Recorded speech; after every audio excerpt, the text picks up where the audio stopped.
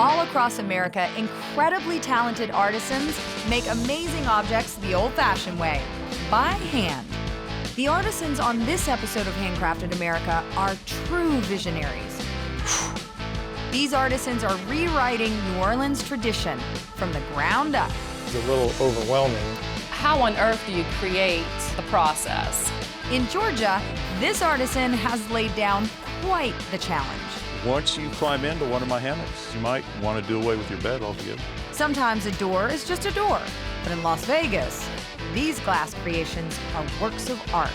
You know, I don't look at it as work. My heart and passion goes into every single one of them. These talented makers are taking me to school. I feel like I'm in kindergarten. I love it.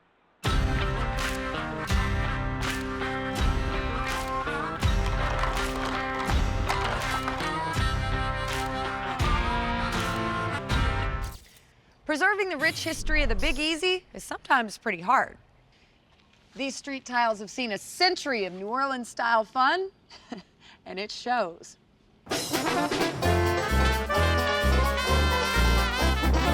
In the rest of America, people find their way around the streets from something like this.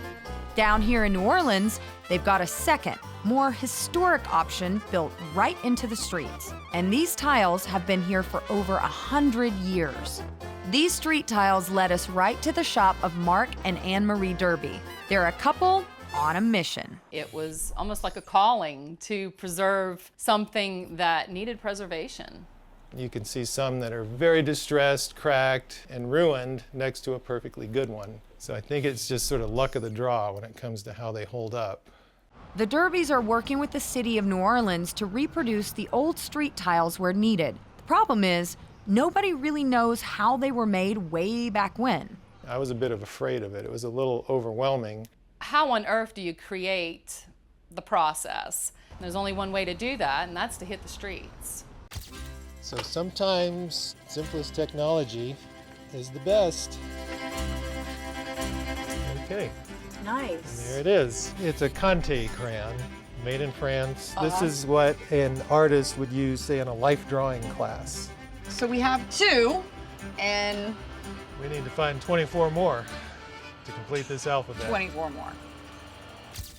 I'm going to transfer this drawing to a waiting clay slab. He'll trace the drawing to create an impression in the slab.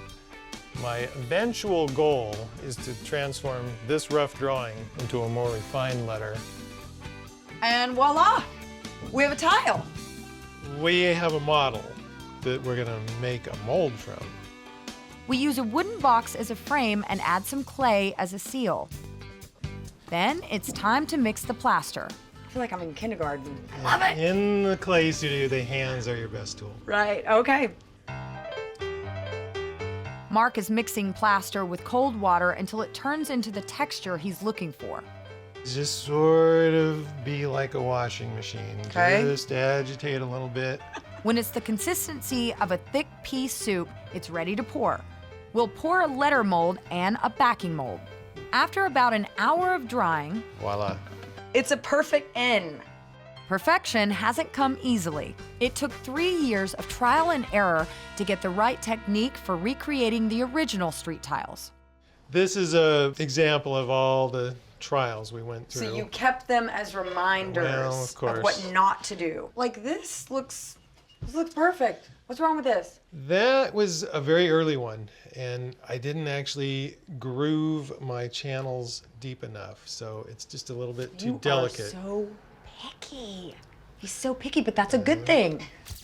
Anne Marie will teach me how to add the color to the tile. She says this process is called trailing the slip.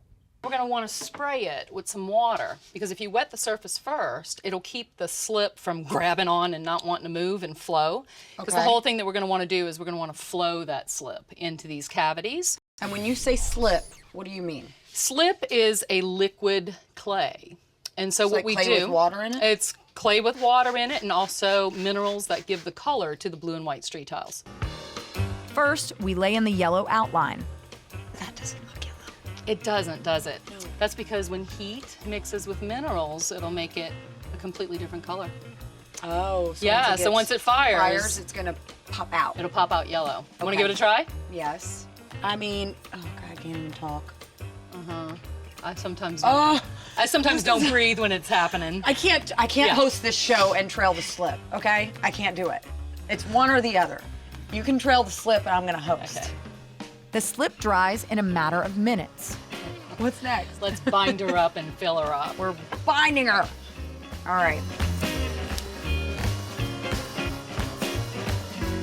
So here we have one that has sat overnight and it's firmed up into a soft tile. Ready to open? I'm ready to open. Let's do it. Ta-da! It's beautiful. Nice. These are your stamps. Those are our stamps that Mark made, and it's got Derby Pottery, New Orleans written on it. Just like the originals were stamped 100 years ago, we stamp ours. So you keep them with tradition. Yeah, keep them with it. The tile air dries for 3 days, then it moves to the kiln.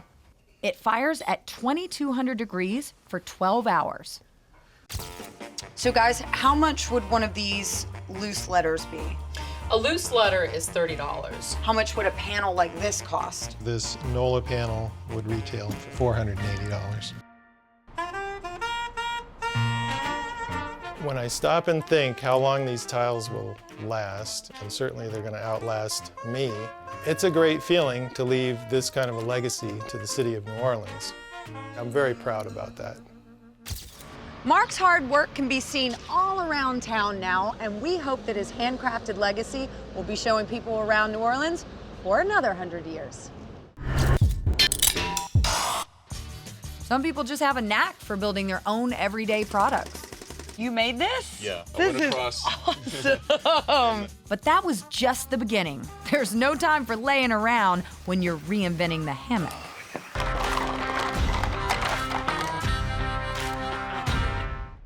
A man who spends his life outdoors, plus loves to make his own outdoor gear, equals an innovation on a product that, well, quite frankly, it needed it. In Woodstock, Georgia, there's a man who has reinvented the hammock. Tony Kramer grew up camping with his dad, which led him to his love of nature. One Christmas, Santa Claus brought me a pup tent, and I'd take it out in the backyard, set it up, camp out at night. I loved it. I just liked being outdoors. As he grew older, he hosted television shows about the outdoors. Whatever outdoor activity he did involved sleeping in a hammock at night. Tony got sick of waking up with a sore back. He decided there has to be a better way. I made these hammocks to alleviate my back problems and to get a good night's sleep on the trail. And I definitely achieved that. I sleep like a baby. You actually have a hammock in your office. And I nap in it every day. This does not look like your average hammock. This looks like a hammock on steroids, kind of. Most hammocks, the way they hang, they're going to hang like this, Right. and that's exactly how your body is going to react to the hammock. But Tony's hammock design protects the back from that uncomfortable shape. Because the way it cradles your body, it pulls the middle of the hammock up at your waist. So your feet lay a little bit lower, your head lay a little bit lower. Once you lay your head right here, You're good to you'll go. be asleep in no time. The hammock consists of many pieces. There's the bed liner, the enclosure doors, the gear loft, the stuff sack, and the end caps. Tony even built in a way to lay back and watch a movie. Oh my gosh, that's great. That is wonderful. First thing we got to do is lay out where the bed liner is going to go. Tony will do that with the assistance of this pattern. Tony, why this fabric? This is a Tasla nylon, and when you feel it, you can see it kind of feels like cotton. Yeah. Even though it's nylon, it's cotton. Yeah, it's kind of soft. When this stuff gets wet, it dries very, very quickly. The chalk marks made on the bed will be used as a guideline for sewing the pieces together. Now it's time to cut the bed liner, but evidently not with scissors. It's like a little pizza cutter. Yeah, it does. It does look like it. Well, I mean, you got different sizes too. That's a big pizza cutter. Yeah. Big pizza, small pizza. Baby. Yeah. Did I do okay? Yeah. Awesome. I didn't ruin your pattern? No. Okay. We cut out what will be the door, along with the gear loft that will hold all of the hammock users' belongings. Now, all 14 cut pieces have to be sewn together. So we got a lot of sewing to do. Yes. Lots of sewing. Tony uses a double needle stitch to add strength to his seams. How did all of this start? How did you start with making a hammock? Well, actually, when I first started backpacking, I was reading a really good book on getting back to nature. And it talked about how to make things out of twigs, wood. And so I made my first backpack, which is this right down behind you. You made this? Yeah, made that. I went across the woods. Look at this. I went This is across awesome. in the woods from where I was living and cut down some saplings and then bent them into shape. There you go. Yeah, this is totally cool, right? Yeah. So reach up there with your right hand and Okay. pinch that and start pulling it through and just slowly press that pedal down and follow the line. There you go. Yeah. Nice. Good. Okay. I'm stuck. Okay. Now just Never had my arm quite this far into a sewing machine before. The door we cut is sewn to a second door made of mosquito netting, then attached to the main hammock body. The ends of the hammock are finished off. Every detail is important for the hammock to hang correctly. The gear loft is sewn, then my favorite part is attached. This hammock's version of an entertainment center. We have the crowning jewel, the suction cup. Tony has a variety of models. His top seller runs just over $300. It's been tested down to temperatures of 2 below and can withstand 600 pounds of pressure. But I tell you, once you climb into one of my hammocks, I mean, you might want to do away with your bed altogether. I don't know about that. Well, we'll give it a try and see. How does this compare to a traditional hammock? It's night and day better. How does this compare to my bed? I don't know, I'm getting too sleepy to say.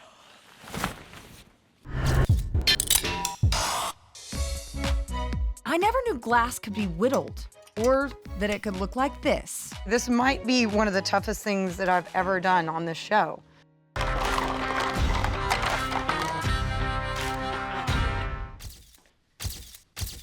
Wow. Talk about curb appeal. In Las Vegas, Nevada, bold is beautiful, and local artisan Tony Malici's glass sculptured doors are just that, bold and beautiful. Glass is considered the glamour medium. It has a lot of qualities as far as light reaction and refraction and reflection.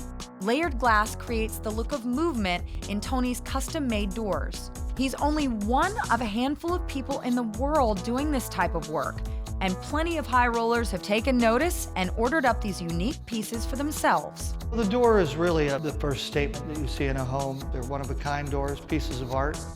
Tony's love of art has been a lifelong passion. I've been creating sculptures and doors since 1987, and I've been creating artwork since I was in 2nd grade. Early on, I was able to draw really well, and there was even a case where I took a picture into school and everybody thought I traced it. Eventually, his drawing turned into a full-time career, with glass becoming the main medium of his work. And you can say this Las Vegas native has hit the jackpot. His work is on display at City Hall and the Las Vegas airport. His client list includes Bill Gates. Tony's uncommon pieces get plenty of positive attention, and his artistic vision remains crystal clear. I try to create pieces that are unique, that have passion and beautiful form. To start a piece, you just draw something like this? This piece started with a concept drawing. I was trying to create a feminine feel of a woman's figure, more or less.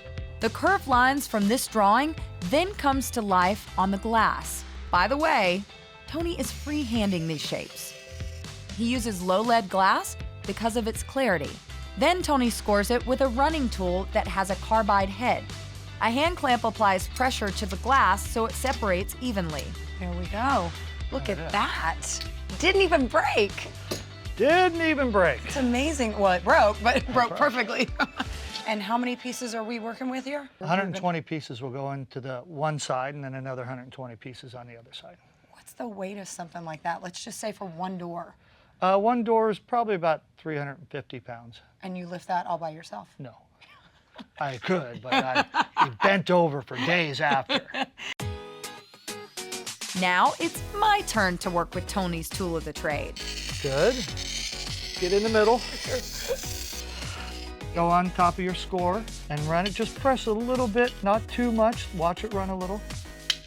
Okay, now go. Okay. Now go to the other side. Nice. Wow! Wow, very good. Using hand cutters, Tony sculpts the newly cut glass into a rough edge. So I'm basically trying to whittle the glass. There's a sharp edge that you can grab, and there's an edge that's kind of flared down, but you want to be able to catch it and pull it apart. Why do you want the edges rough? It refracts the light, so when the light comes through here, it'll break up the light, refract it in a whole bunch of different ways, so you get a real texture to the door. So you do this by hand with 120 of these? Times 2.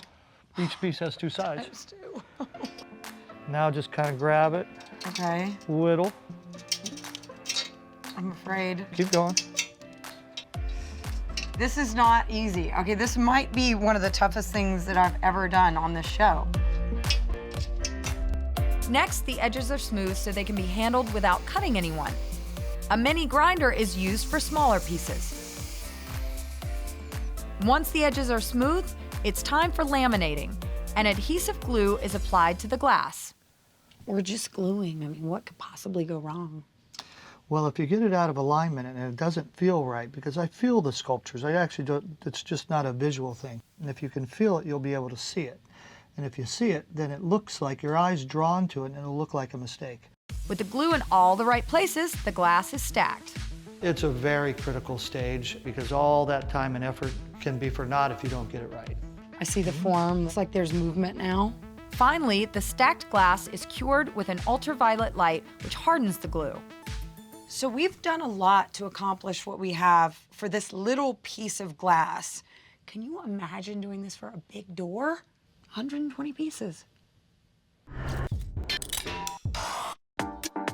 Now, no one in their right mind would take a beautiful door like this and just stick an ordinary handle on it. What is this, by the way? It's a door handle. This is a door handle? That's right. Wow.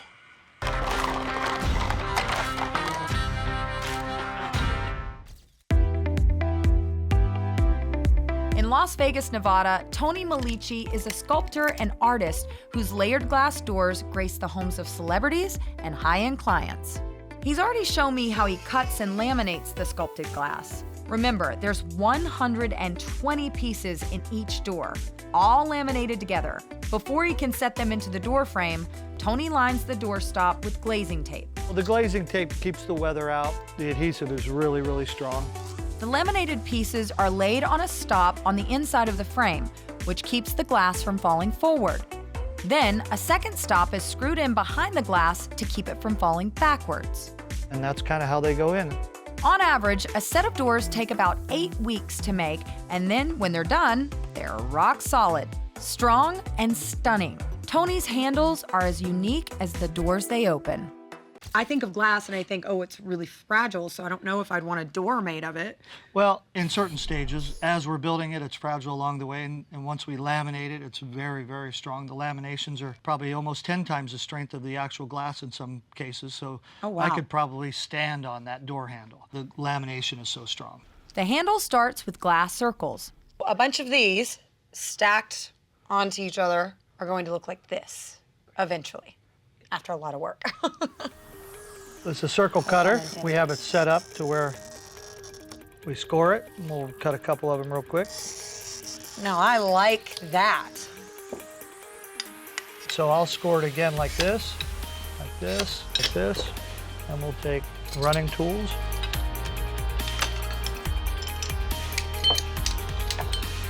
There's a piece. Once the circles are cut, Tony sculpts the edges with his hand cutters so that they will better reflect the light once they're installed. Now we're going to show you how we turn this guy into this guy. On the large diamond saw, Tony cuts the material down to a more manageable size. This is what Tony calls furnace glass. It's glass that has been heated and then cooled and broken into chunks. So I mark it, then I see what I need to take off. Then on a diamond disc, he grinds the glass to a smooth surface. These are all industrial diamonds on here. Diamond really cuts glass well. What does the water do? Keeps it cool. The glass is ground on 5 different diamond discs, each time getting just a little bit smoother. Boy, it takes a lot of work to take just that out. How many more hours will it take me to go from here to here? 3 hours. For me or for you? For me. 10. Tony's doors run from $7,000 to $50,000, depending on the detail. But for Tony, it's not about the bottom line. You know, I don't look at it as work. I look at it as a passion. They're all pieces of art to me. My heart and passion goes into every single one of them. What a great example of someone taking a really old material like glass and turning it into something really useful. Sometimes I see things on the show and I think to myself, maybe I should try that at home. Well, not this time. These artisans are so smart and accomplished. Even after seeing what they do, I'm still amazed that they can actually do it. You're getting, I would say better, but not on that one. I just got worse. It's probably better to leave the work to the artisans. What would you tell somebody at home that wants to learn how to do this? I'm a professional. Don't try this at home. Thanks, Tony. That's good advice.